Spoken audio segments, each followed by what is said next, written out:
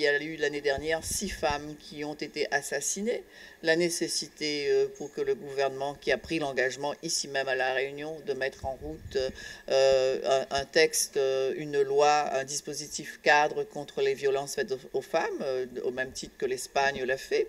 Et c'est pour cela que nous voyons bien aussi, nous autres, qu'il y a besoin pour les femmes, on fait partie de l'Europe ici, La Réunion, qu'on a besoin d'un cadre législatif, d'un bouquet législatif pour prendre ce qu'il y a de meilleur comme texte dans tous les pays d'Europe pour que ça soit également appliqué en France. La catégorie la plus touchée par le chômage, ce sont les femmes. Elles sont vraiment plus nombreuses, les chiffres nous disent, elles sont celles qui sont les plus alphabétisées, les plus diplômées, et on ne les retrouve pas non plus à des postes de responsabilité dans les entreprises. Elles sont dans les entreprises, quand elles sont cadres, elles sont toujours plus mal payées.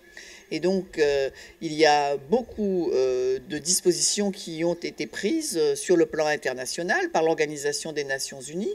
La France a signé beaucoup de textes, mais au final, on voit que on n'y arrive pas. Et même lors de ces grands colloques internationaux, on nous dit qu'il faudrait 450 ans pour que l'on arrive à une parfaite égalité entre les hommes et les femmes. La situation des femmes à La Réunion, sur le territoire de la France hexagonale et dans le monde, c'est une situation qui est critique. Elles sont les plus pauvres parmi les pauvres, ce sont les femmes. Les plus malmenées, celles qui subissent la maltraitance, ce sont encore les femmes. Et donc, voilà pourquoi il y a besoin de faire de ce 8 mars, c'est peut-être une journée festive, mais c'est une journée aussi de combat. Comme toute l'année, ça doit être un combat pour que les femmes puissent mieux avoir de meilleurs moyens pour éduquer, pour instruire leurs enfants. Madame Bello, votre position par rapport à ce qu'on appelle la femme objet? Tout le monde connaît notre position là-dessus. Toutes ces élections où les femmes sont considérées comme une chose, on est assez chosifié comme ça.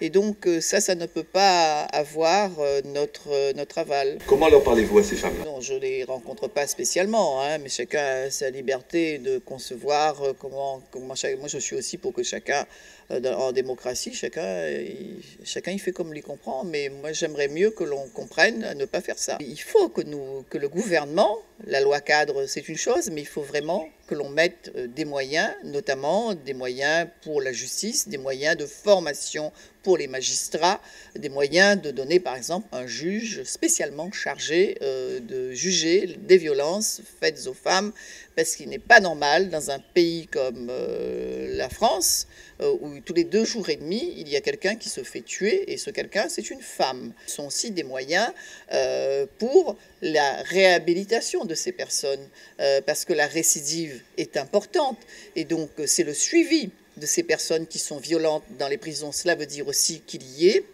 aussi suffisamment de gardiens de prison qui soient formés, suffisamment de psychologues, de psychiatres, qu'il y ait un vrai suivi, notamment aussi pour les violeurs, parce que le viol est aussi un crime, c'est une violence, c'est la violence extrême, le viol. Et on connaît qu'un seul pays, c'est le Canada, à avoir mis en place un dispositif pour commencer à soigner le violeur.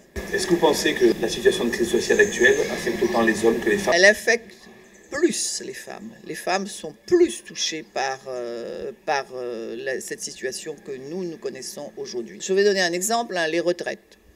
Les retraites des femmes sont de 40% inférieures à celles des hommes. Donc les femmes, en général, elles vivent plus longtemps. Donc, les choses sont ainsi.